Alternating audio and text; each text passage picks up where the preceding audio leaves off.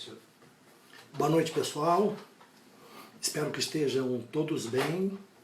Hoje nós vamos para a segunda parte da série da Semana da Páscoa. Na terça-feira, falamos sobre Jesus no Getsemane, lugar de moer azeitonas, né? Lugar de sofrer para tirar óleo, para tirar unção. E hoje nós vamos falar um pouco até chegar na crucificação.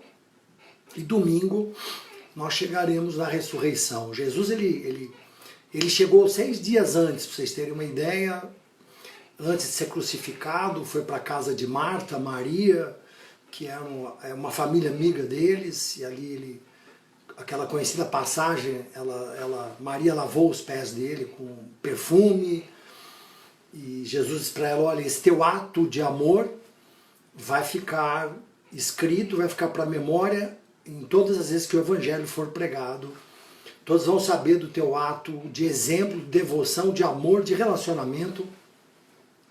Essa era aquela Maria carinhosa que ficava no colo de Jesus. Então, estou esperando o pessoal entrar, estou vendo alguns acenarem. Eu tenho certeza que você vai conhecer alguns detalhes, vai ter revelações sobre a crucificação de Jesus. Estamos abrindo o nosso salão, o nosso prédio. Vamos informar a todos vocês melhor no domingo, mas na terça-feira teremos nosso prédio aberto para boas obras, para ação social. Vamos estar pregando ainda nessas lives, até esse momento desafiador passar. Junte-se a nós, inscreva-se no nosso YouTube, entre no nosso site, no nosso Instagram, esteja com a gente, nós temos uma programação especial para você. Vamos ler um versículo, lá no livro de Lucas, capítulo 23, versículo 46.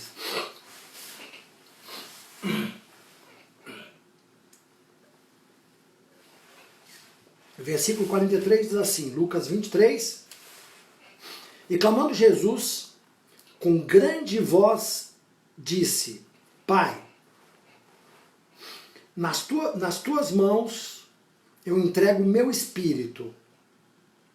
E clamando Jesus com grande voz, disse, Pai, nas tuas mãos eu entrego o meu espírito. E havendo dito isso, expirou. E o centurião, vendo o que tinha acontecido, deu glória a Deus, dizendo, na verdade este homem era justo. Em outro dos evangelhos diz, na verdade este homem era o Filho de Deus. Interessante a gente ver que Jesus ele entregou o Espírito nas mãos do Pai. Aí já tem uma revelação. Você vai acompanhar comigo aqui algumas fases do sofrimento de Jesus. É muito interessante, e só o Filho de Deus é que conseguiria chegar e entregar o Espírito e não morrer antes de cumprir a vontade do Pai. Só Jesus Cristo realmente consegue fazer algo nesse nível. É isso que nós vamos ver hoje, porque o sofrimento dele foi algo muito forte, o sofrimento dele foi algo violento. O reino de Deus é conquistado por violência. Perdão. Não existe violência maior do que a morte e a crucificação do nosso Senhor Jesus Cristo. Não se conhece nada tão violento, por isso que a Bíblia nos diz para nós não rejeitarmos tão grande salvação. Não existe nada tão violento do que a morte e a ressurreição de Jesus como grande salvação. A Bíblia diz que Jesus ele estava já em Jerusalém, por conta da Páscoa, e ele estava na casa de Marta e Maria, quando Maria lavou Jesus e preparou ele com aquele unguento para o seu enterro. Jesus disse isso para ela. Então, mas eu quero deixar claro, eu quero insistir, e eu espero que você, quando chegar no final dessa viagem comigo, você entenda que só o Filho de Deus, só alguém que queira fazer muito a vontade do Pai, não morre antes disso. Porque o sofrimento dele era para ele ter morrido na 3ª ou 4ª fase do sofrimento dele. Alguns dizem que não, ele morreu porque ele se esvaiu, e ele não deu conta. Não, não, não. Ele morreu e ele ficou até o final e disse lá no final: Pai, nas tuas mãos eu entrego o meu espírito. Ele disse: Pai, está consumado. Eu fiz aquilo que o Senhor me mandou fazer. Nada mais, nada menos do que perdoar o pecado do mundo, nada mais, nada menos do que voltar a religar todos aqueles que creem em Jesus Cristo a Deus, nada mais do que a redenção, o perdão dos pecados, a remissão, a justificação, nada mais do que ser Ele o nosso único mediador, o nosso sumo sacerdote, digno de nos defender à destra de Deus, nada mais, nada menos do que grandes e maiores promessas, diz no livro de Hebreus, promessas superiores à promessa do Antigo Testamento, que não era ruim, era uma promessa de rituais, de obediência à lei. Jesus nos traz uma promessa superior de graça, de amor, uma promessa superior, a Bíblia diz. Mas vamos um pouquinho para Jerusalém. E é legal a gente passar por Jerusalém e entender que nesses 6 dias que Jesus esteve por lá, ele teve essa passagem onde ele foi banhado quase que por esse unguento. Ele entrou em Jerusalém e Hosana, Hosana, bendito o Messias que vem em nome do Senhor. Ele passou e purificou o templo e discutiu com os sacerdotes, fariseus, saduceus, quando ele pegou o chicote e falou: a casa do meu pai é a casa de oração. Houve toda uma antecedência para isso e, como a gente viu na terça-feira, ele tinha que passar a última Páscoa e ele disse: eu quero passar a minha Páscoa com os meus discípulos. A Bíblia diz que houve uma consulta, uma reunião na casa de Caifás, sacerdote com escribas e fariseus, já planejando a morte de Jesus, e ao mesmo tempo Jesus estava instituindo a última Páscoa, terminando uma dispensação e iniciando a primeira ceia. Enquanto Jesus estava sendo entregue no sentido do planejamento, Jesus, por outro lado, estava terminando a Páscoa dos judeus, a Páscoa do Cordeiro de Deus, que foi morto também no Egito, onde o sangue foi derramado nos umbrais da porta, e aquele cordeiro sem mácula, ele tipificava, eram sombras para o Novo Testamento. A Páscoa era, do Antigo Testamento, ela era uma sombra, um tipo, para a Páscoa do Novo Testamento, onde o cordeiro sem pecados, o sumo sacerdote, uma vez só morreu, não todos os anos como sacerdote no Antigo Testamento, uma vez só ele entrou e morreu para nos trazer esse plano maravilhoso de salvação. E Jesus explica para eles dessa nova ceia, e ele pega o pão, ele pega o sangue da nova aliança, e quando você vai em 1 Coríntios, o apóstolo Paulo, quando fala da mesma ceia, ele fala que não bebam ela indignamente. Muitos estão doentes, muitos estão frios, mortos, porque não entenderam, não discerniram o tamanho do sofrimento, da morte, da ressurreição de Jesus. Precisamos, ao tomar a ceia, assim como eu falei do jejum, muito mais do que entender o símbolo, o ritual, entender que a ceia não pode ser tomada indignamente, sem discernimento do tamanho e do resultado da morte de Jesus. Não podemos tomar a ceia irreverentemente, nem indignamente, nem irreverentemente. Não podemos tomar a ceia irrelevantemente. Não podemos tomar a ceia de uma forma onde não entendamos a relevância, onde não entendamos o tamanho desta morte de Jesus. E Jesus explicou para eles: na noite em que eu vou ser traído, eu estou me preparando, tomando a ceia com vocês. Antes ele fala: eu quero que vocês preparem essa ceia. Jesus preparava as coisas, e os discípulos, Jesus era um profeta, E ele fala para os discípulos, vocês vão lá na cidade, vai chegar um homem com um cântaro de água na cabeça, vocês dizem para ele onde é a casa onde o mestre vai tomar a ceia, a última Páscoa conosco.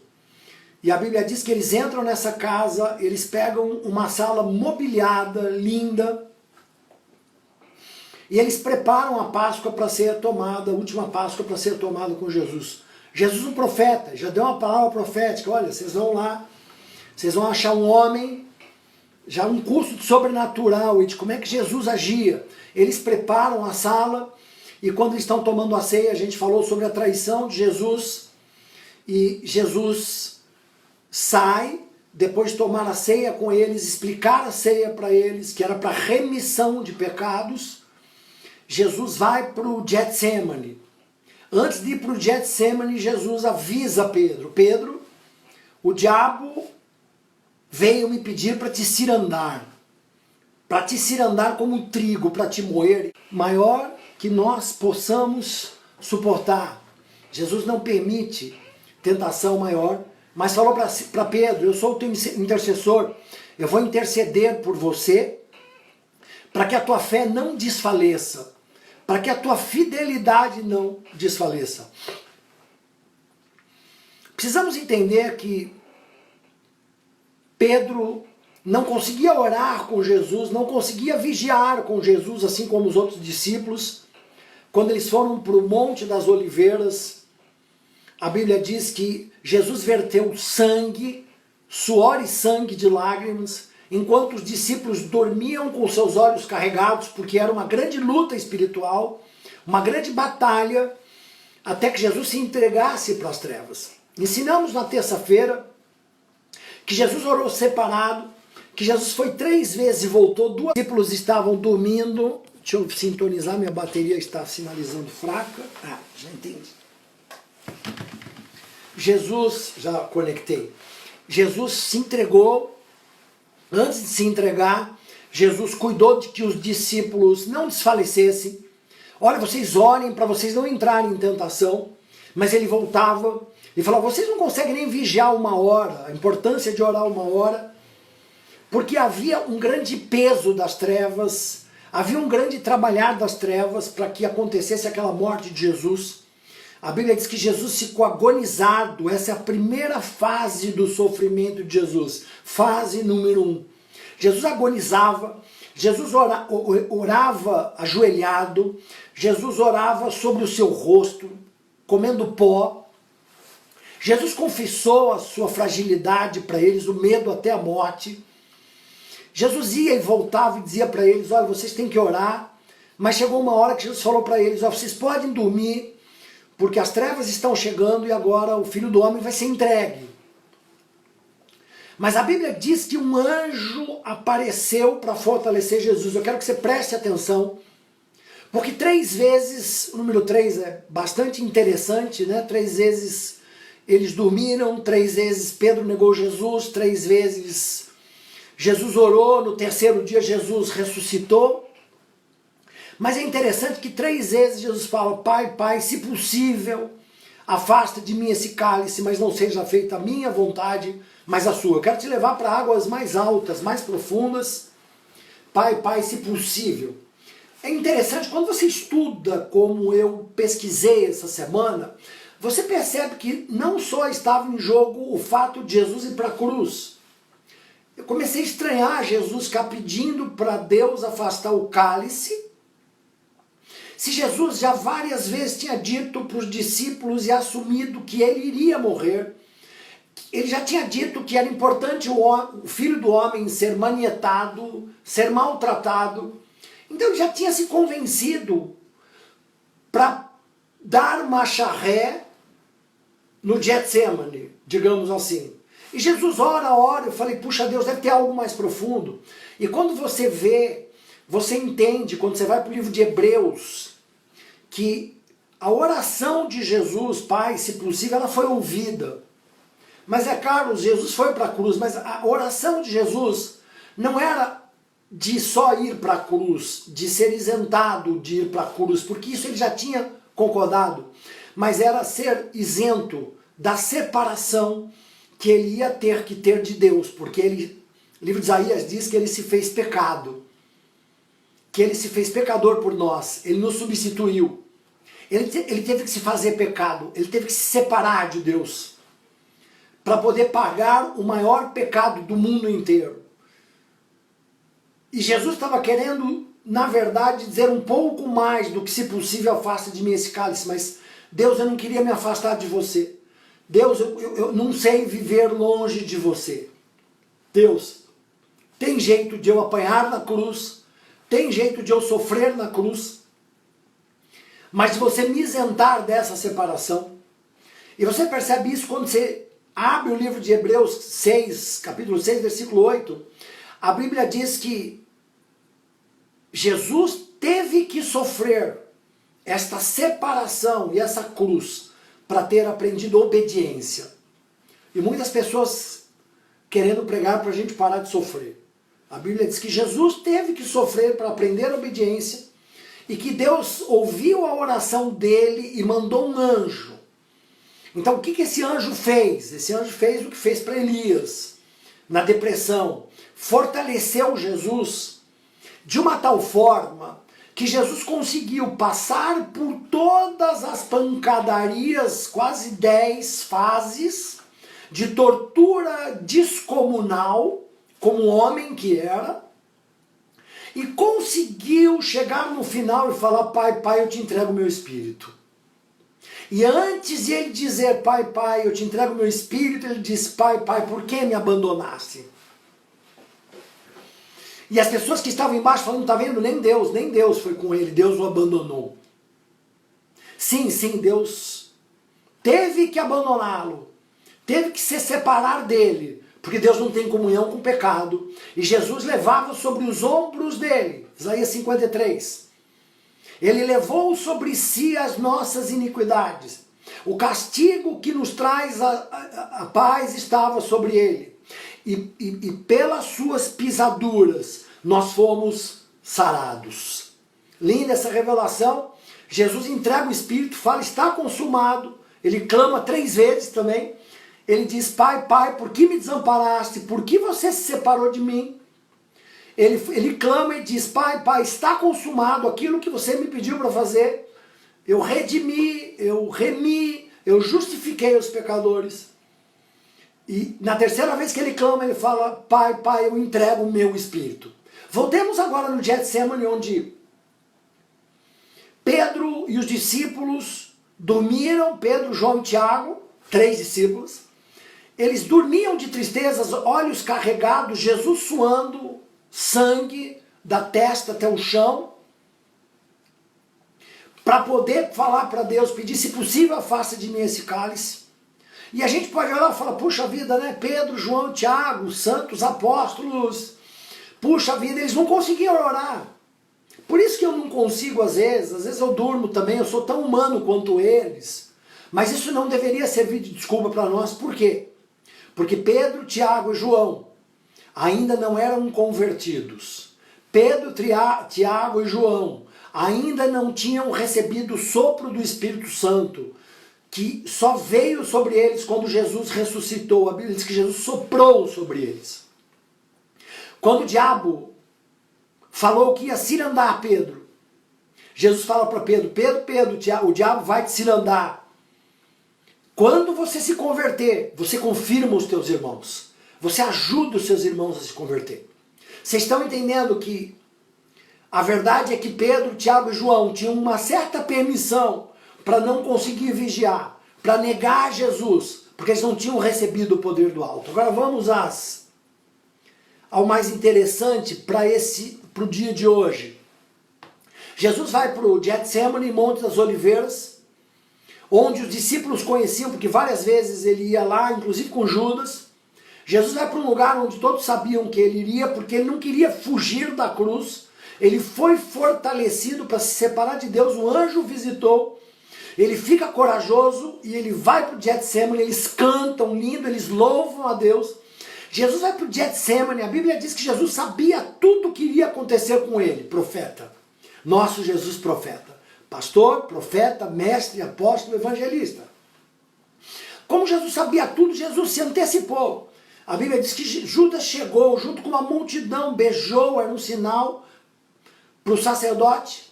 E Jesus pergunta, a quem buscais? Você pode dizer para mim, Zé Carlos, será que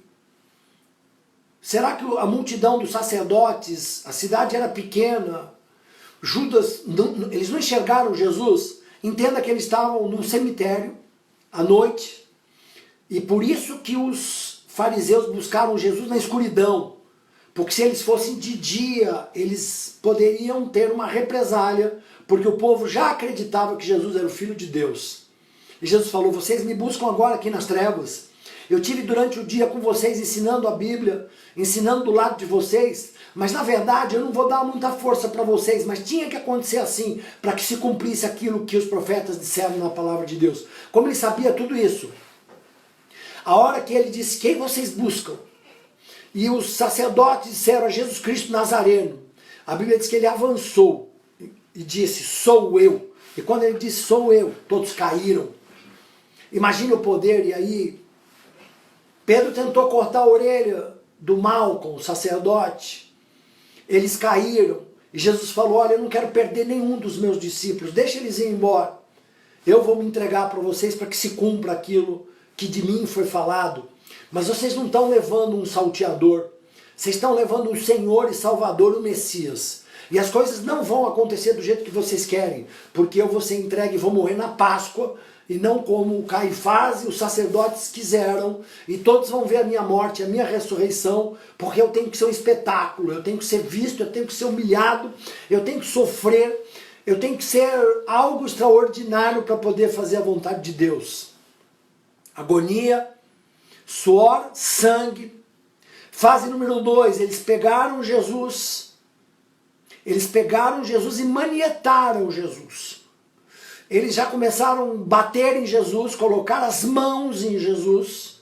Fase número 2, o sofrimento, da humilhação. E foi levado amarrado. E foi levado já pela noite ainda, porque esse julgamento demorou entre 11 da noite até as 6 da manhã. Imagine a tortura. Foram quase 6, 7 horas de julgamentos civis e religiosos. Ele é levado para Anás, o sacerdote, manietado. Pedro nega Jesus 3 vezes. Pedro que disse Jesus, quando Jesus falou, você vai ser cirandado, Pedro falou, nunca vou te negar. Se possível eu vou morrer contigo.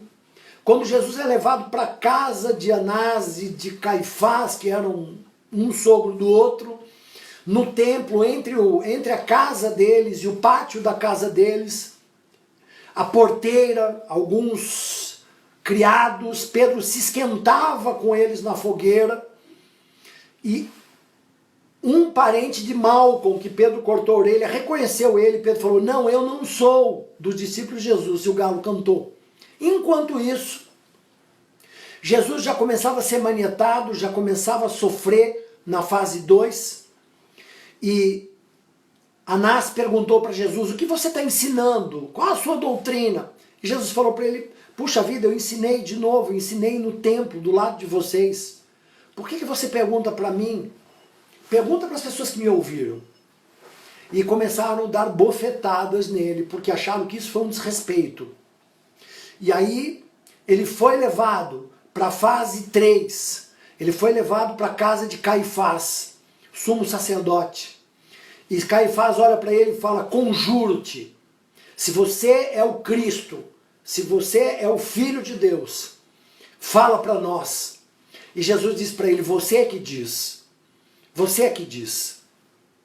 E eles começaram a rasgar as roupas, o Caifás começou a rasgar a roupa e dizer, é blasfêmia, não precisamos de mais testemunha. Não precisamos de mais testemunhas falsas, porque eles já tinham arrumado algumas testemunhas falsas, e os depoimentos não eram muito coerentes. Então eles não podiam mais ouvir as testemunhas. Eles faziam perguntas para ouvir da boca de Jesus. Você é o Cristo, conjuro-te.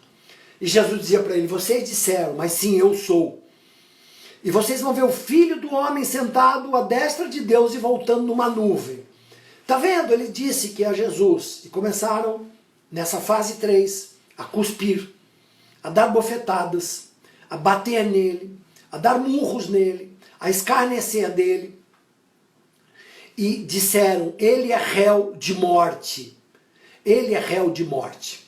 Levaram ele preso, os discípulos fugiram e levaram ele preso, já começaram a amarrá-lo mais forte, levaram ele preso e condenaram. Mas só que Pilatos queria soltar Jesus. Quando eles levaram Jesus para Pilatos, julgamento civil, os judeus eram proibidos de matar por Roma. Roma proibiu os judeus de matarem por causa da lei. Então eles levaram e precisavam arrumar um jeito de Roma matar Jesus, porque eles não podiam matar Jesus. E Pilatos disse para ele, olha, eu perguntei para ele, tu és rei? Jesus disse, tu que dizes? Eu não vejo nenhum motivo para acusar esse homem. E aí os judeus diziam, olha, nós não podemos matá-lo. Já estavam com intenção de matá-lo. E Tiago disse, e Pilatos disse, julga vocês se ele deve ser morto. Nós não podemos matá-lo. Nós não podemos matá-lo. Mas eu quero soltá-lo por ocasião da Páscoa. Eu quero soltá-lo por ocasião da Páscoa. E vamos dar uma surra nele. Vamos açoitá-lo. E aí Jesus entra noutra fase, onde ele começa a apanhar de novo, ele começa a ser esbofeteado, escarnecido, e Pilatos tira ele de lá e fala, vou mandar ele para Herodes. Herodes queria conhecer, Herodes era inimigo de Pilatos, mas ouvia falar tantas coisas de Jesus, queria conhecer Jesus. Jesus não respondeu nada para ele, colocaram uma roupa em Jesus, como rei, e mandaram Jesus de volta para Pilatos, depois de baterem mais, depois de cuspirem mais, depois de rirem mais, de escarnecer mais, mandaram ele de volta para Pilatos. E Pilatos começa a ter um discurso com Jesus. Você é rei? E Jesus diz para ele, você que diz ou os outros estão dizendo para você? E Pilatos chamou os sacerdotes e diz para eles, olha, eu não vejo mal nenhum nele. Eu não vejo mal nenhum nele. E aí ele disse para Jesus, você é rei? Jesus falou, meu reino não é desse mundo. Se o meu reino fosse desse mundo, eu pediria para que os anjos do meu pai viessem me salvar. Ou brigaria com vocês, ou lutaria com vocês. E Pilatos disse para ele, logo você é rei. Logo você é rei. Ele falou, o meu reino não é desse mundo. Eu vim para falar sobre a verdade. Aqueles que ouvem a verdade são meus. E Pilatos se maravilha com essa inteligência e sabedoria de Jesus. Ele vira para os israelitas, para os judeus e fala, mas o que é a verdade? Não vejo crime nenhum nele. E a esposa de Pilatos, Cláudia, tinha sonhado um sonho terrível, sofreu muito, agonizou em sonho e disse para Pilatos, eu sonhei com esse justo. Não ponha as mãos nele, porque ele é justo. Por isso Pilatos queria soltá-lo, não Barrabás. Mas quanto mais ele tentava, mais os judeus começavam a incitar as multidões. As multidões começaram a gritar e pedir Barrabás. E quanto mais ele tentava, mais o pessoal, as multidões, começavam a pedir por Barrabás. Pedir. Não adiantou mandar para Herodes, não adiantou mandar para Pilatos, porque no final ele foi levado e acusado no palácio mesmo. E aí açoitaram ele, botaram uma coroa de espinhos na cabeça dele, botaram uma roupa para escarnecê-lo como rei, colocaram ele de costas numa coluna. O açoitamento, o flagelo romano, era com um cabo de madeira, com couro, com pregos, e começaram a bater nas costas até os órgãos dele aparecer. Para vocês terem uma ideia, muitos morriam nessa fase, que eu estou chamando aqui de fase 5. Muitos morriam nessa fase, porque aquilo batia nele, furava ele, começava a rasgar os músculos dele, ele começava a não ter força, ele começava a não ter força para carregar a cruz. Colocaram uma espinha e uma cana na mão direita como rei, se ajoelhavam aos pés dele e falavam: salva-nos, rei dos judeus. Cuspiram, batiam, pegaram as vestes dele e repartiram as vestes dele. Agora vamos para a fase 6. Ele foi levado, só que ele não aguentava carregar a cruz, por razões óbvias. Constrangiram Simão, o sirineu, ajudaram a carregar a cruz, que o ajudou a levar até o Gólgota. No Gólgota, puseram a cruz deitada, deitaram ele sobre a cruz, pegaram cravos quadrados, pesados de ferro e furaram do braço dele, do punho dele, do tornozelo dele, até do outro lado da cruz, com pregos quadrados, grossos e pesados. Viravam a cruz para lá e para cá e botavam a cruz em pé. Vamos ver se a gente entende o que significa isso. Significa que os fluidos do coração, medicamente falando, começam a dar dores no peito. Uma pessoa numa circunstância dessa começa a ter cãibra pela posição horrível. As costas dele começou a ser rasgada. O corpo inteiro dele doía. E ele continuava a sofrer por causa dessa posição de sofrimento. E ele começou a ter muita sede. A Bíblia diz que ele teve muita sede por causa disso tudo, desse sofrimento. E aí ele chega no final da crucificação. No final da crucificação. Pai, eu te entrego o meu espírito. Por que eu quis narrar com tantos detalhes, com tanto sofrimento, com tanta dor? Porque a Bíblia diz que muitas vezes nós sofremos, reclamamos e não chegamos ainda nem ao sangue. Jesus foram 9 fases de tortura, dor, sofrimento, escarnecimento, gozação, coroa de espinhos, vestes de rei. Quando colocaram uma venda nos olhos de Jesus, deixaram ele com os olhos vendados antes da crucificação, ainda no palácio de Pilatos, e batiam nele e gozando diziam: profetiza, adivinha quem te bateu? Ele sofreu tortura moral, tortura emocional e tortura física como nenhum homem sofreu. Por quê? Para que nós entendêssemos a ceia, para que nós entendêssemos a violência dessa salvação. Uma salvação que transforma Jesus no único digno mediador de grandes promessas, o nosso sumo perfeito sacerdote, o único que não pecou. A Bíblia diz que ele não pecou porque ele nunca pecou com seus lábios.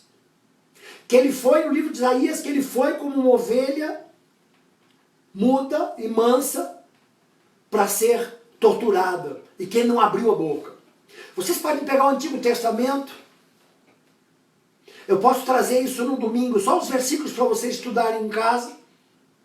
De quantas profecias sobre a veste dele ser repartida, sobre o sangue dele, sobre a coroa de espinho. A Bíblia diz que deram vinagre para ele. E que mesmo na cruz também, quando furaram com a lança a lateral dele, a lateral que Tomé, que nós vamos falar domingo, tocou na ressurreição, saía sangue com água. Haja vontade de fazer a vontade do Pai. Ele foi separado no mundo espiritual, ele desceu até o inferno, as regiões mais baixas, se fez pecado, para que o Evangelho e para que o mundo não se tornasse tudo aquilo que se tornou. As pessoas estão preocupadas com o coronavírus. Um dia, estudando tudo isso, eu comecei a chorar e lembrar um pouco disso que Jesus sofreu. E me veio na cabeça, em inglês, o Corona Jesus, que seria a coroa de Jesus. Nós estamos lançando um projeto social com esse nome. Porque tem o coronavírus e tem o Corona Jesus.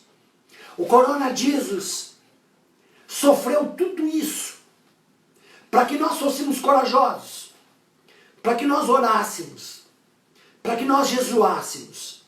Não como rituais fracos da lei, mas com motivação, plenitude do Espírito Santo, com amor a Deus, com amor ao próximo, sem temor e com vontade, que era a maior vontade de Jesus. Se possível, afasta de mim esse cálice. A vontade dele era: Pai, não me deixa se separar de ti. Eu topo apanhar, eu topo ser cuspido, porque ele sabia disso. Eu topo ser desprezado, eu topo ser agonizado, eu topo ser rasgado, eu topo ser um espetáculo para o mundo. Mas eu não quero me separar de ti. Eu não quero me separar de ti. Quanto nós temos feito de força. Por isso Jesus diz: aqueles que querem vir após mim, peguem a sua cruz e me sigam. Nós não precisamos fazer essa via crucis. Qual seria a nossa via crucis? A Bíblia diz que o Pai não quer sacrifício, Ele quer obediência. Ele quer um coração contristado, Ele quer um coração adorador. Então eu quero entregar essa noite, para que nós oremos agora, bem já indo para o final. Nós começamos 21h25. Eu já quero ir para a oração já, lembrando do que a Bíblia diz em Isaías 53. Pelas suas pisaduras, que você se lembrasse de quantas pisaduras nesse vai e volta de Jesus, desde o Getsemane, entre o sábado e o domingo, entre sexta, sábado e domingo, entre Jesus orando, suando sangue, entre Jesus saindo de Getsemane, sendo moído para sair unção, para ele ser fortalecido pelo anjo, para o maior debate espiritual que o mundo já viu. Todo o inferno envolvido através dos romanos, do ódio dos romanos, através do ódio dos fariseus e saduceus, através do ódio do povo, mas tudo isso conjuminaria, cooperaria para que se cumprisse a palavra de Deus. Todas as coisas cooperam para o bem dos que amam a Deus e são chamados segundo o seu propósito. E Jesus não saía do propósito de Deus. Se você quer sair bem dessa crise mundial, eu te sugiro Corona Jesus ao invés de coronavírus.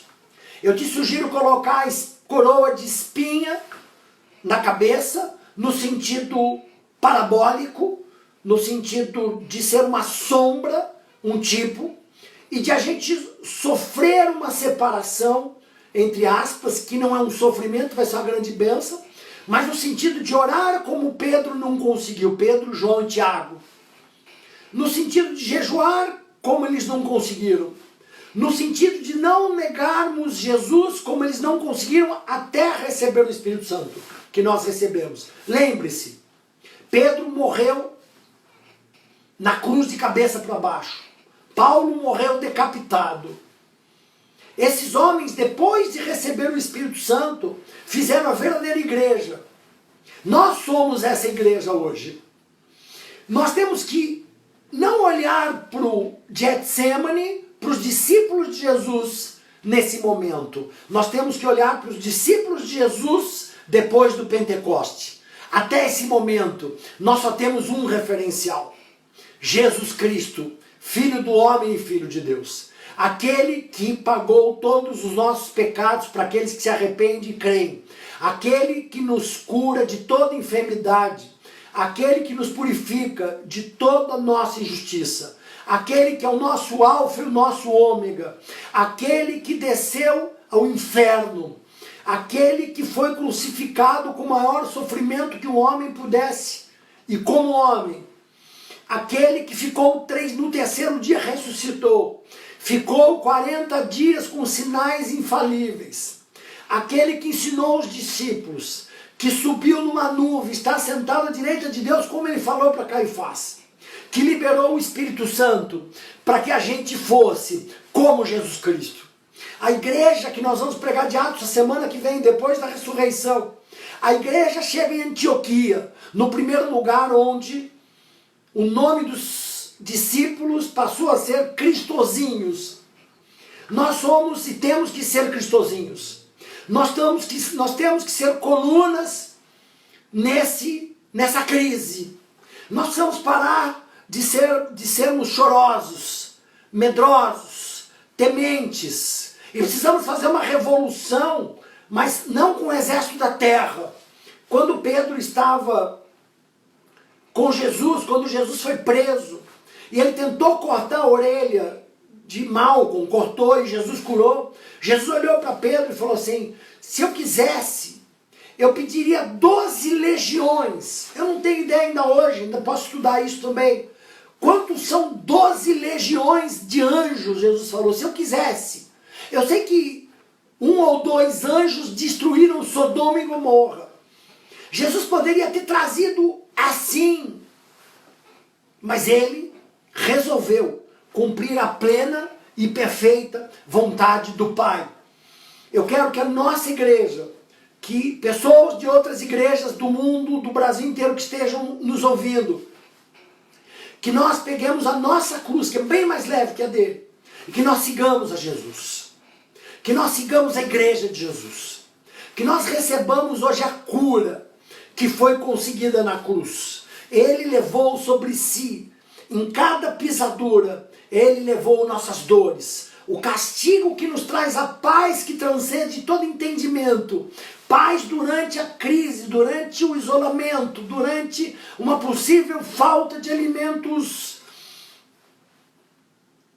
Ele tomou sobre si as nossas dores, para nos trazer paz interior. E guerra, cuidai vós que eu vim trazer paz no outro sentido, guerra no sentido espiritual. Vistam-se dessa armadura espiritual que ele liberou no céu. E vamos enfrentar essa Páscoa com coragem apostólica, profética, como Jesus. E vamos, como igreja, começar a fazer obras sociais, para evangelizar os pobres, como Jesus pediu que nós evangelizássemos. E vamos parar de nos acomodarmos. E vamos pedir a força, como Jesus recebeu dos anjos. Vamos pedir para Jesus. Feche os seus olhos. Senhor Deus e Pai, em nome de Jesus Cristo, Pai, pós-ceia que nós fizemos no domingo, Pai, nós espiritualmente entendemos mais um pouco do que foi a sua crucificação. Ô Pai, nós te pedimos a cura, Pai. Nós te pedimos a cura para os médicos, para os enfermeiros, para a economia do Brasil, para os nossos governantes. Ô Pai, eu quero te pedir algo que eu não vi ninguém pedir até agora. Fica registrado, eu pelo menos não vi. Eu quero te pedir que mantenha um inverno não tão frio, ó Pai. Eu profetizo porque Tu és o dono dos céus e da terra, Jesus, agora. Intercede por nós, Jesus Cristo. E faça com que o inverno seja um inverno quente, para que esta enfermidade, esse vírus não se alastre, ó Pai. Manda calor sobre a terra, ó Pai, em nome de Jesus Cristo, Pai. O Senhor manda no sol, na lua, nas estrelas. Jesus, o Senhor morreu e é digno e é aquele que manda no céu e na terra. Então mande no céu, por favor. Eu profetizo um inverno de calor. Um inverno onde as pessoas vão ser curadas através da vitamina B do sol e onde essa praga não vai se espalhar. Eu profetizo cura nos hospitais agora. Em nome de Jesus, envia anjos como esse, legiões para os hospitais. Senhor, libera a cloroquina, Pai. Faz com que esses ministros tenham vergonha do que estão fazendo, ó Pai. Esse remédio tem curado muitas pessoas no mundo inteiro, ó Pai. Nós quebramos todo o poder político do mal. Nós liberamos esse remédio agora. Agora, em nome de Jesus. Senhor, quebra as cadeias desses políticos. Se tiver que tirar mais 1 ou 2 de lá, tira, Jesus.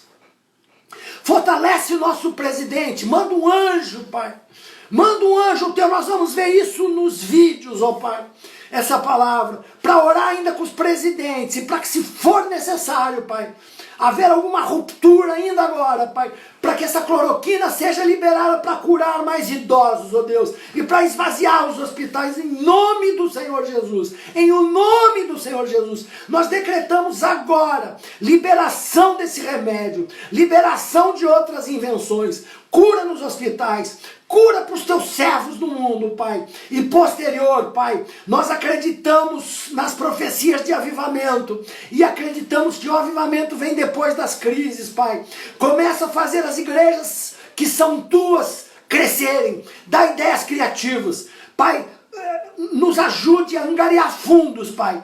Nos ajude a angariar fundos através dessas pregações. Se você se sentir como aquela mulher que deu todo o perfume dela para Jesus, se você sentiu o amor de Deus, nós vamos começar a comprar cestas básicas, nós vamos doar alimentos e nós vamos ajudar enquanto não pudermos pregar abertamente. Nós vamos ajudar como Dorcas, aquela mulher que fazia grandes obras, que costurava roupas.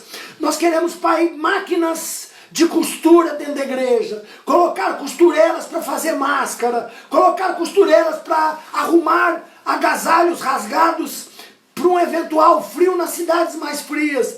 Oh, Pai, em nome de Jesus, nós queremos servir a população, a nossa comunidade, Pai.